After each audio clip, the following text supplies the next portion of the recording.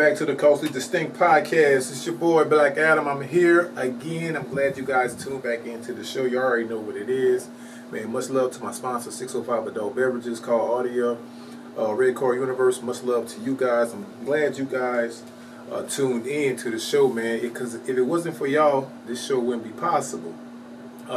Last week we had a great show. I think my last guest was coming up here, man. Y'all made some amazing impact on the culturally distinct community, especially when we was talking about men's mental health. And by the way, it is men's health, not mental health, it's men's health month. So we're celebrating men, even though we're two black men on the panel right now, but we're celebrating men. So shout out to all the men out there on Men's Health Month. Much love to you guys. Guys, we have a special guest up here today. You probably seen this brother playing ball. You probably seen him in Pittsburgh. You probably seen him in the NO. Shout out to New Orleans. You already know what it is. The gumbo and crawfish. Yeah. But I wanted him to come up here, man, because he's a brother that transitioned. Most cats don't transition in their careers, but he's a brother that went from a professional football player to being a businessman. And we're going to get into it. And now he's helping the kids out and everything, but we'll get into it. Everybody, welcome to the show, my man, Mr. Tony Shields. All right, man. Thank you, man. First of all, appreciate you for having me, brother. Absolutely. Happy to be here. Happy to be back home, right? A-Leaf raised. Okay. You know, Texas born, A-Leaf raised. So okay. It feels good to be home, man. Shout out to June 27th, man. Yeah, you already know. Hey, dubs up, never down. Southwest. You know what I mean? You know what I'm talking about? Wins, baby. Shout out. So look, so you what high school you went to? Elsie. Yeah, about 15, 20 minutes from here. Okay. Mm-hmm. So at that time, let me see, you graduated when? 03. 03? Yeah. To this day, right, we were talking about them old the glory days, yes. right? All the glory days stories. So to this day, our team in 03 is the team that has gone the farthest in school history. Now, I don't know if that's a good thing. We would love to at some point to have won the state championship, but we got to the state semifinals. So I was about to say it. So I thought Elsie went to the state that year. Yeah, we were one game away. We lost to Converse just in my senior year. Converse, and then they went and won it after that, the next game. That's in San Antonio. San Antonio. Yeah, Converse. Okay, yeah.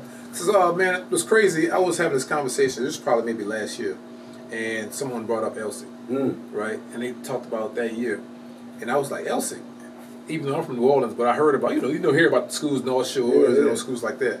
I said Elsie. I said Elsie never won anything, and then I was just talking trash. I ain't from Houston, but I'm just talking trash. But when you said that, I was like, okay, that jogged my memory. Yeah, we had some guys come from there. Some names. I know Godwin Akinduro, he went to UTEP. Myself went to University of Texas. Khalif Barnes I believe he went to Baylor. So we've had some guys. Jeremy Hills, my brother, he went to Texas. Mitch Odom, Ray Miller. So it's been guys that have come through the pipeline. We've got a pretty good football team. But to your point, we've never won a state championship. So until we do that, That's dope. Yeah. So you went to UT. What was that transition like, first of all? From Houston to Austin, because those of you, this is the new Houston. Yeah. This ain't the old Houston. Yeah. But that transition from Houston to Austin is a big one. Yeah, man, look, so, just keeping it a beam, man, everybody in my city looked like me. Absolutely. Right? So when I went to a PWI, first of all, I didn't even know what them three initials meant. Like, are you going to a PWI? I was like, nah, bro, I'm going to Texas. Right. Like, I didn't know what that meant. And when I first got into my class, it was like 100, maybe 120 students, and I literally, I'm bullcrappy now, I literally was the only black person in the class. I can believe it. So I left the class, and I went and talked to my counselor. I was like, bro, I don't understand what's going on. Like, you got to give me some insight. And she started giving me some rundown, and she was like, now you truly can understand, the opportunity that you have in front of you. Absolutely. Right, to be able to be educated at this university. Take that and run with that and use that to be able to inspire other people. So when she gave me that talk, it gave me a different perspective. But it was definitely a culture shock. Absolutely. For sure. I hadn't listened to country music until I got to Austin. Really? Yeah, I didn't know nothing about it. So, it was 60,000 kids there? I didn't know nothing about no country music. That's crazy. Bro, look, listen. Big Pokey, Zero. You feel me? Trader Truth. Slim Thugger. Right. Shout out to my homie Paul Wall, Lil Flip. Like Kiki, shout out to the homie Kiki. Yeah. They met him a couple times. Like them was dude, that's what I knew. Right. So you go to me talking about some Garth Brooks and some Toby Keith and all that. I'm like, first of all, Toby ain't a name that I want to be associated with. If we just gonna keep it 100. Yeah. But yeah, it was a culture shock, but it was good though. It was good for me. Right. It taught you the other side because it got the best of both worlds. It did. What it taught me is it taught me that I have an uncanny ability to understand how to adapt. Mm-hmm. Which in this world you're gonna have to learn how to do that. Absolutely. You know what I mean? Like you gotta learn how to operate with different people. You have to learn how to be in other people's worlds. Yeah. Right. If you're going to get everything that you're looking to obtain, because you're not just gonna be able to do it with one sector of individuals. Correct. Right? You got to do it with a conglomerate of people. And then I also say when you get introduced to another world, yeah, it also exposes you to other things. Yeah. Because like I had conversations, and I'm not gonna get political, but when you hear conversations of people talk about class or just different political outlooks, yep, because they have a different exposure to certain things, yeah, versus having a one way of thinking. Yep. Because a lot of people on either side, they just been around that. Yep. See what I'm saying? So they don't understand it both ways, but I understand that exposure component is very important. Correct. So fast forward, so UT, you get a chance to go to the league. Yeah, yeah. Well, before I went to the league, man, I knew what the league was like because at UT there's no professional sports team. So, that's right. So in Austin is the professional sports team. So like the treatment and all of that type of stuff. Now I wish we would have had NIL back then. Yeah, I know. A whole nother level, yeah, right? I know, yeah. but we won. We won a Rose Bowl championship the first year. Came back, won a national championship the next year. It was Vince Young. Okay. And so I had already experienced that high. So now when you get to the league, it's like it's a different level of competition. Yep. It is a different lifestyle, but it's only that the lifestyle is elevated. The things that the lifestyle brings is still the same things that I was able to obtain when I was in Austin. Right. Yeah. So I want you to briefly talk about this because I talk about this all the time on the show, right? Being a ex-professional athlete, not just the lifestyle, but the strategic. What's the word I'm looking for? Discipline. The strategic discipline that you got to have to be a professional athlete. Yeah. No. Listen, you got to be tapped in. Like you. So our profession that we play in, right?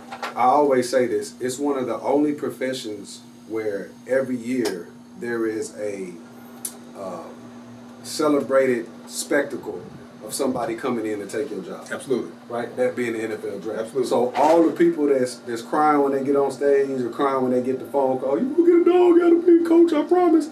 That's great on their end, but on the backside, somebody just lost their dream, right? Yep. So if you're not locked in, if you're not disciplined, if you're not putting in the work day in and day out, and you do decide to get comfortable at any moment, that could be your last opportunity. And you don't know if you'll get another opportunity. Right. I've seen guys that have come in that have been drafted high, and in 3 years they were gone. I've seen guys come in that were drafted in 5th and 6th round, and they're going to make the team, but then there's an injury that happens that's career ending. Correct. Right? So it's a lot of things, bro, that you have to be locked in on in order to have a long tenured career. And a lot of it's just, by the grace of God, to be honest. Yeah, it's well, some people say luck. Yeah. Some people say grace. Yeah, some people say luck. It's what you believe in. Or cause just fell. Yeah. Because I done seen some cats, man. I had a roommate, man. It was funny. I had a roommate, bro. This dude, he was the most unorthodox person, but he was always in the right spot. Mm-hmm. You know what I'm saying? He was like always in the right spot. And it's like, how does this dude keep making these plays? And he's not even trying. Yep. It's like he was in the right spot at the right time. And he stayed in the league for like 10 years. Yeah.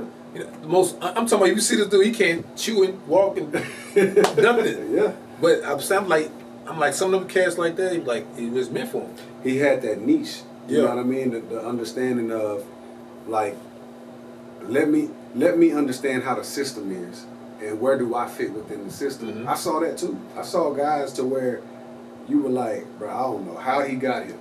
But then you turn on the tape and it's like, okay, I get it. Right. When you're a coach and you have a guy that might not be as talented, but game in and game out, play in and play out, Yes. they going to be in the right spot. Yeah. those dudes are gonna make it. Yeah, they're accountable. Yeah, You know, and coaches, you know, they tell you all the time. They be like, "You gonna get me fired? Yeah. You gonna get me fired?" Yeah, or they'll tell you, you know, when it comes to injury, they'll tell you the only ability is availability. That's right. That's right. Be available, right? Yeah. So now fast forward. So what's crazy? A lot of and we was talking about this off camera. A lot of professional athletes, not just professional, but athletes all together, because that's something that we do all our lives, right? And once you get to high school or a certain time in college, it stops. Yeah. The transition, right, from us being an athlete, being on this disciplined schedule all our life, to nothing. Yeah. So how did you transition to the business world? Man, that was through discovery. Okay.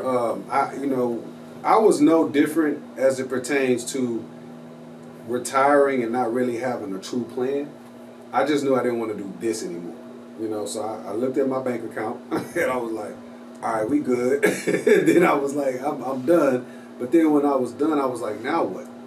So I had to go on a self-discovery journey that took me about 4 to 5 years to figure out what my purpose was. And so as I'm listening to a mentor of mine speak, I heard him say that your purpose is found at the intersection of your proficiency and your calling.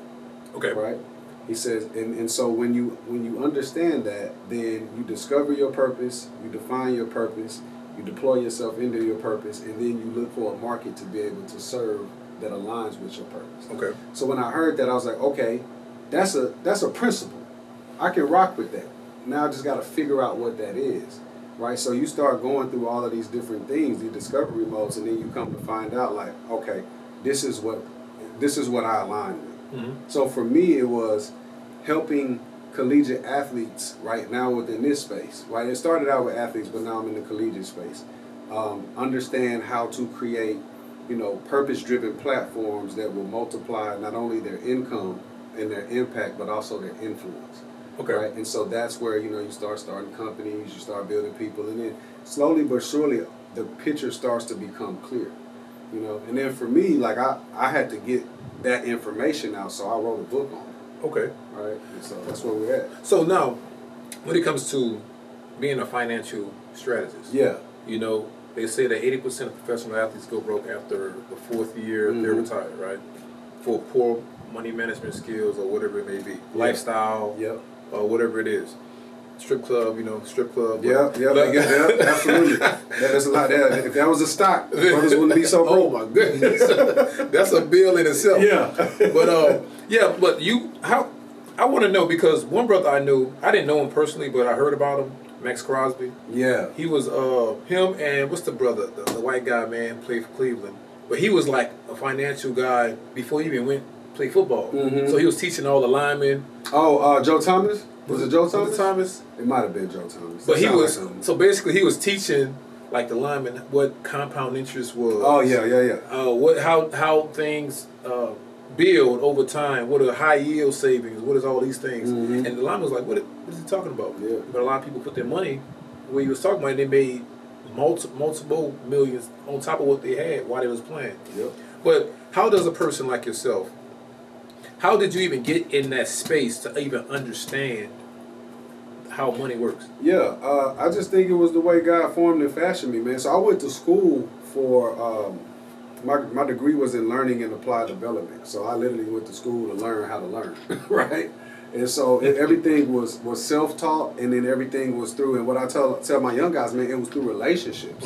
Like the one thing that I'm good at is connecting with people. Yeah. And so what happens is that you come to find, oh, this guy's the corporate executive for this, or this guy's, a second generation oil guy. Like you start to connect with those people. And the superpower that we have as athletes, whether it's college or professional, is there's a tie somewhere. Either I love what you do because you're connected to my favorite NFL team, or hey man, you're playing ball at my alma mater, man, I would love to be a friend of yours. And so they teach you things, right? So for me, I got into it first by way of credit, right? I joined a company called FES, Financial Education Services, and they were teaching me about credit. But what they were teaching me was good stuff, but my brain started seeing different things, like, oh wait, this is a leverage tool. Correct. Right? So I was doing residential redevelopment actually in North Houston, in the Woodlands area. Mm-hmm. And I would come across guys that were home flippers, so they had a lot of debt, right? Because they're holding on to these homes, Correct. and they needed to get more loan money. So then I took people in the community and showed them how to increase their credit so that they could become authorized users, and now those people that had debt would pay them to get on their credit report to elevate their credit to get more loans. Gotcha. So I started doing innovative stuff like that. And then when I went to promote my business in Miami, I met this young lady named Bobby, and she was trying to recruit me for insurance. Okay. And she lost me at insurance in testing. I don't like to take tests. I hate it. Right? Yeah. I love learning. I hate tests. So she kept going. She's like, okay, I'm gonna get my partner to talk to you. I want him to do my program. It's like, we're gonna do your program because we love what you're doing. But if he can't convince you, then I'll leave you alone. Mm-hmm. I was like, bet. So I'm gonna get up out of this. So we jump on the Zoom. I'm thinking, all right, she's probably gonna bring like the corporate executive or the president of the company to talk to me. Bro, I get on the phone and it's Marshall Falk. Oh, wow. And so we're having a conversation, and I'm just dodging him left and right. And so he can see that. And he said something that stuck with me to this day. He said, Tony, you have an amazing heart to want to serve and help people. I said, absolutely. He said, and I love that. He said, but how do you expect to do that with only one tool in the tool belt? That look I just gave you was me cussing him out in the head because I knew I had to go take this test now because he was right. And so that brought me into insurance, and I'm glad that God used him to do that, because then I started understanding this is how the foundation of wealth is actually built. Absolutely. Right? Yeah. So that's where we're at, man. So we use that tool along with other things, insurance, annuities, alternative investments, to be able to create what we coin financial foundational leverage with these collegiate athletes, so that when they start to get to the next level, now their money's making money. Correct. This is the reason why athletes are going broke, because I'm getting principal and I'm spending principal. Yes. Right? So I'm creating this lifestyle predicated off of the money that I'm receiving. Everything, all your income is going out. Correct. You have nothing coming in. No. Yeah. No. Like it's like a leaky boat. Yeah. Right? And so what happens is that when we get out of the situation to where the wealth was abundant or the riches were abundant, the expenses are still there, correct, but the check is not. It's not, right. So right? Now you're in debt. Now you're in debt, and now you start selling stuff, and then because you won't reduce the lifestyle until you can figure out a way to increase the income. That's when you start seeing the bottom fall out. Yeah, that's very important. So I learned about that space, like that IUL space, the insurance space, during the pandemic. So during the pandemic, it's a great time to learn. We couldn't do nothing. But, right? You had options: either watch Netflix, start a podcast, or learn. Right? So I started 2 businesses during the pandemic, and I learned about life insurance. I was like, so this is what they mean by leverage and getting life insurance and compound interest over time. Yes. So I didn't believe it until I got it. So I jumped in and got a $200,000 policy. I said, let me see what this does. So I knew about the business credit all the time already, but I never utilize the life insurance policy that I had in my name. Yeah. So I went to go apply for a loan, right? So they asked me what my assets was. So I put all my assets, put the policy on it. It was like, oh yeah, you're worth this. I was like, so I can utilize this as an asset? It was like, yeah, of course.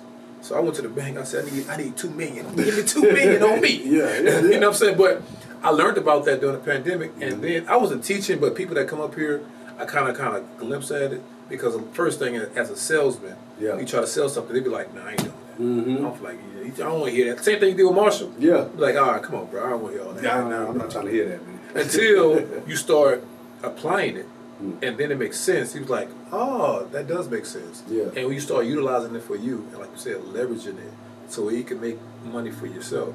So, but yeah, that's dope, man. So I want to fast forward to the NIL space. Yeah. Because, like you said earlier, if we play ball, I'll be in college 6 years, man. Bruh, I ain't leaving. They do got that's Daniel Pavias went to the courts. I'm telling you, man. 6. I'll be there. And did you know that these kids now, they have eligibility up to, it's like 7 years. Yeah. Like you have the 3 years, Mm-hmm. right? Then you have your red shirt year, so Yeah. that's 4. Then they give you a additional year if you graduate 80%. If you're 80% of your graduation, that's 5th year. Yep. If you get hurt, that's an additional year. Yep. I'm like, man, these kids will be in college forever. I saw it. I saw it with my own eyes with my boy Bo Scaife. Bo had 2 knee injuries. So with the running back, It was he's a tight end. tight end. Okay. Yeah, he was a tight end, and he had 2 knee injuries that wiped out his entire year. So he was in college for 6 years before he went to the league. 6 years. Yeah. Man. That's crazy.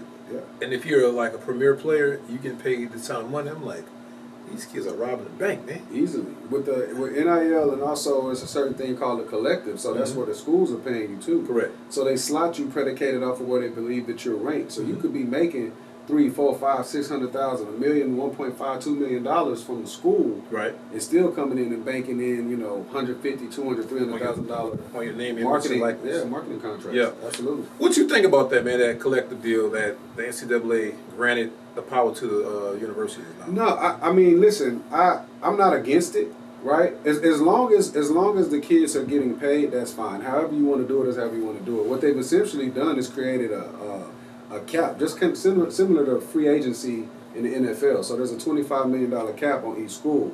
Now, where the schools are going to have their issues is how they divvy up the money amongst the programs. Correct. We know football, basketball, and women's basketball, and now probably softball are going to be the top 4 sports. Mm-hmm. They get majority of that money. So now you have to figure out, well, how do we give the rest of percentages to the other sports? There might be some sports that might not get it. So the schools and the directors that are able to,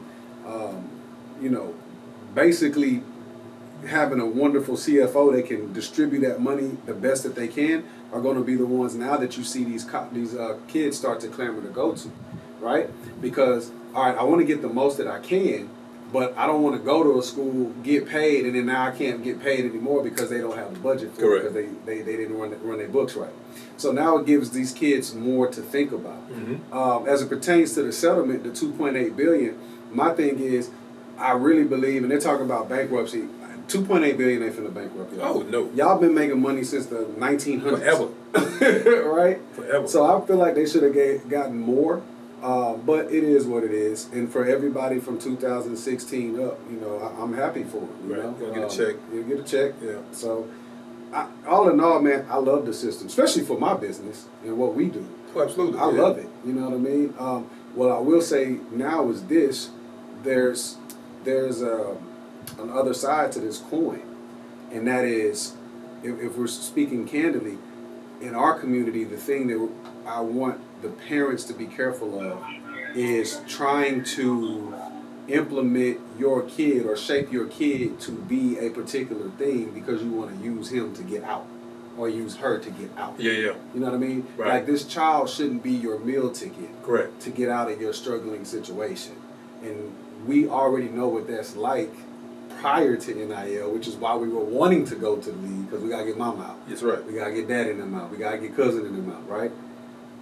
That's a little different when you're 19, 20, 21 years old and you're going to a professional league versus when now I'm 13 in middle school. Yeah, that's crazy. And now you're trying to position me for the greatest high school to get rated so that I can get my NIL locked in. You know what I mean? But to think about it, if you think about it, even at 21, yeah, you're still a baby, you are. right? Yeah. They just gave Travis Hunter $46 million, right? They did. Right? He got married without a prenup. He did. That's a whole nother story in itself. But I'm saying the decisions that these kids are making because they're so young and they're given so much money. Yeah. You're still fairly young. You know, a human, a male's mind don't matriculate, don't like fully mature until like, I want to say 27, 28. Yeah. Right? And they still got to learn. I'm about to say, I know some 27, 28s and still mine is still mature. You know what I'm saying? Yeah. I'm saying fully developed. I get you. But I'm saying what the actions are something Yeah. different. But I'm saying if you're 21 years old and like you said, if these kids are coming from poverty Yeah. and they just throwing a bucket load of cash, Yeah. they can't handle it because it's like, okay, yesterday I was broke, today I'm a millionaire. It's like, okay, I'm gonna buy all the jewelry, all the cars, all the houses, Yep. and then what? And then I got the whole hood I got to take care of for whatever reason. Yeah. But now it's gonna get worse because, like you said, these kids are 14 years old, man, middle school. Yeah. And they, hey man, you get X, Y, and Z. Go to this high school, go to this private high school, go to this college. Yeah. And now you taking care of mama, and he's like, man, I gotta take care of mama. I want to quit, but I can't. Yeah. I want to leave, but I can't. Yeah. And now you're dealing with the mental health side of it. It's a lot. You've essentially said that this 16, 17-year-old kid is now the man or the woman of the house. Of the house. Right? Yeah. I saw Clarissa Shields talk about that. And it broke her down because she's like, man, I gave y'all anything y'all needed, I gave y'all. But it's never enough. And now the only time that y'all come to me is when y'all want something. Yeah. Right? So there's a lot of things to be learned. One of the things that these young people have to learn when they're getting the money that they're getting is that no is a complete answer. Absolutely. You don't have to explain. Like I don't. This is the thing. There is nothing wrong with taking care of your parents. I love it. But we do realize, at least if you believe in the Bible from a biblical construct, that's backwards. Mm-hmm. Right?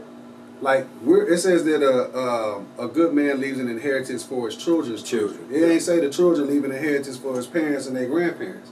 So we have to flip the mentality as a father that has children. I'm not relying, and my children play sports and they're good at it.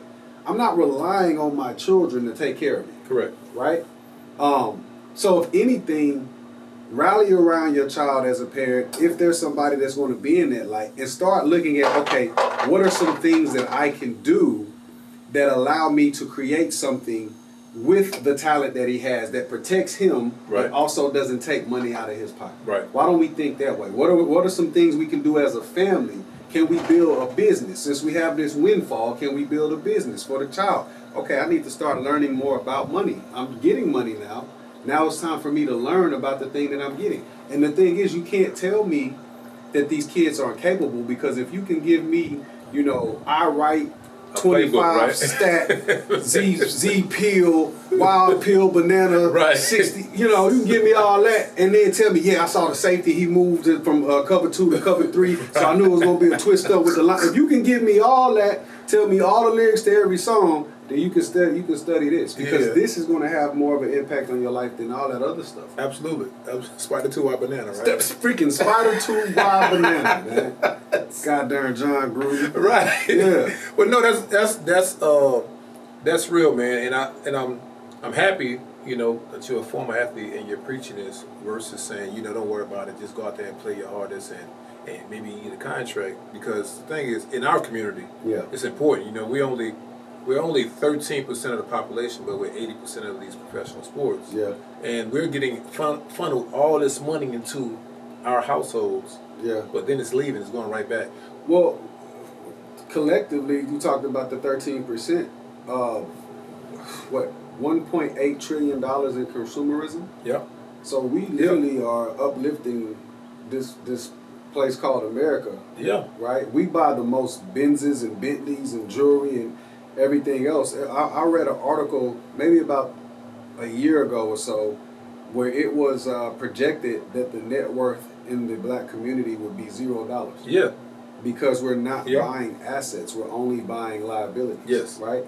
And the only assets that we tend to talk about is real estate, right? And it's like, you come to find out that, wait, my insurance contract elevated my net worth, which the bank would then look at to give me loan. Yes. And it's the easiest thing that you can jump into, that you can leverage, use it as a leverage tool to go get other people's money. Yes. Like, I love grandma. I do. But my grandma, God rest her soul, shout out to Lillian Lemons, she was wrong when she told me not to get credit cards. Yeah, right. This whole country is in debt. Yes. So, like, you have to understand how to use debt, how to leverage debt to make money. There's a book called The Creature of Jekyll Island. It's a real thick book, but it gives you some insight on how the Federal Reserve was established and the reason why they removed money from the gold standard. They needed the dollar to be more elastic. Yes. Meaning what? I need to be able to print more dollars to create more debt. That's what's going to allow me to make more money. If the gold amount is attached to the dollar amount, there's only so much money that I can create.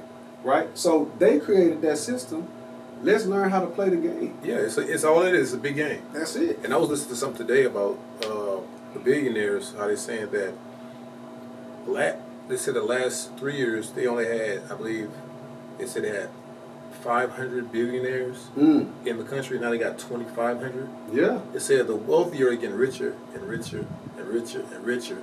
And what we call the middle class is steady doing this. Yeah. The gap is getting wider.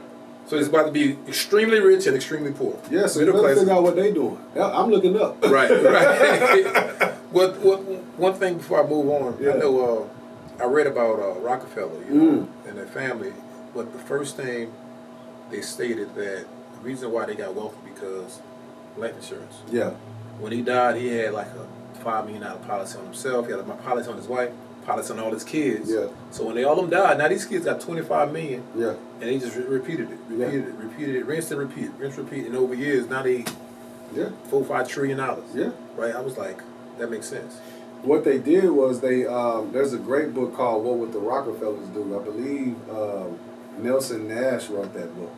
And what he talks about is how they would put money into their insurance contracts to create their own banking mechanism. Right? And so when you think about a bank, first of all, a bank don't have money. No. Right? So all of the patrons' money is put into a bank. That bank then takes that money, places into the market to earn percentage return on it, and then they pay you 1%. Correct. So like when you look at how insurance contracts are constructed, there's a savings mechanism component. Well, I'll talk about the ones I use. We have what we call cash max plans. So there's a savings mechanism called the cash value, to where that earns anywhere between 5 to anywhere between 10.5 to 12% cap. It's a unique product, right? But on a 20-year horizon, you're talking about maybe 9 to 10% return on. But that's a nice return. 10%. It's not bad. Oh yeah. Especially if you're recycling all of your income into it, and then taking the money out to be able to, live your life on like you need to. Right. Well, off the interest. Off the interest. Yeah. There's a dividend return that happens every year on your money. So even though you're removing your money, you're using the insurance's money to live your life. Your money stays in the contract, and that's where the compound comes from. Right? Yeah. Here's another play. Here's the next level. When you understand how to separate your money, and you start attaching credit cards to your checking accounts, to credit cards to your checking accounts. Now you start leveraging the credit system to pay for these particular things. First, it's safer because when people get their accounts hacked, right, you got to go through all of this particular stuff with the banks to identify yourself and do all of that. Right. When you have a credit card, if somebody take my credit card, that's the bank's problem. Right. Ain't mine. It ain't got nothing to do with me, right? Give me another credit card, y'all figure it out. So there's a safety component. All of these credit cards have rewards programs, so you actually start to reduce your expenses. If you have rewards programs for your gas, for your food, for your trips, for your planes, and you're spending this money anyway, now you're getting all of these rewards. It now starts to reduce the money that you would spend on the things that you're living your life on anyway. So it's a multitude of things that you can do when it comes to leveraging these contracts. But the biggest thing that they did was they put all their money into it, and then they put it in a trust. Yes. Right? It protected it, It protected it, but it also mitigated. But it didn't have to worry about the taxes because it's all tax free. But now that money in the trust, they have their own system that they cycle through, so they don't have to take loans from the banks, right? And everybody's talking about this, but the thing is that it's a great soundbite. Even the stuff that I'm talking about is a great soundbite. But bro, you gotta study this. Yeah, you gotta. Yeah, it's the reason why I know what you're talking about because You studied it. I studied, and I'm still studying it. Yeah. Because I have a trust. Yeah. I have life insurance policies. Yeah. I have all this stuff.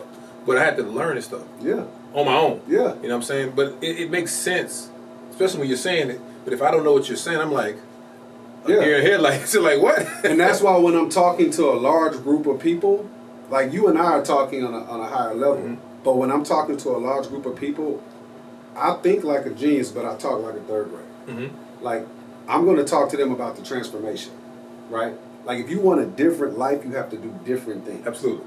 And it's that simple.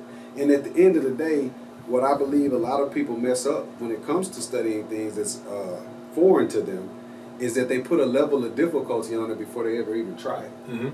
I can't do this, man. That's too hard. Yeah. Man. What is that, man? Yeah. Poverty is hard. Yeah. I know about it. Probably is real. I never want to go back there. I know. Listen, I know about the beanies and weenies, the Roman noodles. Yeah. Bro, listen, where it used to be in my time where they had the 99-cent burgers at Burger King, like bro, like the barrel juices. Yeah, bro. I ain't forgot hot sauce. Like I ain't forgot. Sugar sandwiches, yeah. Wish sandwich? Yeah, all of that. I wish I had some yeah. All of that. Oh yeah. It's hard. So Absolutely. it's like you gotta choose your heart, man. Do you this one kid I was talking to told me something that his coach told him. I was like, that is extremely profound. But he said there's two hearts in life. He said, no, there's two pains in life. He said there's the pain of success and there's the pain of regret. But only one of them lasts with you for the rest of your life. Yeah. And I was just like, bet. Yeah. Keeping that one. Yeah, that's good. We got to think about those things. Yeah, that's good. Yeah. So we're gonna fast forward, man. We need that. Absolutely. Especially, opportunity. Opportunity, it's not a lot of opportunities that come to that side of town or this side of town, but when they do come, it's always a chance for that kid to be seen, exposed. Yeah. Yeah. A lot of media will be there. I know KRPCs will be out there. Okay. We get out here, Tony. Look, give them your information. How can they find you and information for the camp? Absolutely, yeah. So for the information for the camp, you want to go on Instagram and go to jhills5, the number 5. So jhills and the number 5. You'll be able to see the flyer. It's posted and pinned on his account, so you'll be able to get all the information there. And for anybody that is in the athletic space or looking to get into the insurance space, if you go to TonyHills.com or TonyTheTycoon.com, you'll be able to get a hold of me there and see about what we're all about. Yeah, what I'm talking about, man. Y'all know what it is. Y'all saw it here on Coach Lead This Thing. Tony, I got one more question. I might have an answer. It's a quick question. I never like interviewed a brother of a second professional athlete in one house. How is that? Interviewing a brother of two brothers that play professional sports. Well, my brother actually he didn't get an opportunity. To get there. But I can tell you this: having two brothers with collegiate athlete experience, and both of them have their degrees from a single parent mom that works 70-something hours a week, and her college doesn't even exist anymore. Wow. Right? I can tell you this, shout out to Mama Lemons, man. Everything that she taught in us and instilled in us is the reason why we moved the way we moved today. So that's dope. Yeah, challenging. I'll say that. My little brother was freaking challenging. That's dope. That's why he is who he is today. That's dope. That's dope. Shout out to Mama Lemons. Yeah, Mama Lemons, man. She gonna see this. That's love you. She just made 70. Oh, really? Yeah. She young. June 11th. Yeah, young she woman. just made 70. That's what I'm talking about. Yeah. Happy birthday. Happy birthday, Mama Lemons. Yeah. So, guys, man, we got to get out of here, man. Thank you guys for tuning in. Shout out to my sponsor, 605 Adult Beverages, Red Core Universe, Call Audio. Much love to you guys. Guys, look, make sure you tell a friend to tell a friend what Tony got going on, because it's dope, and we need more influences like this, and we need to build more capital in our communities, because that's the only way we're going to survive. Guys, I love you guys, and you can't do nothing about it. Shout out to your boy, Black Adam. Peace out.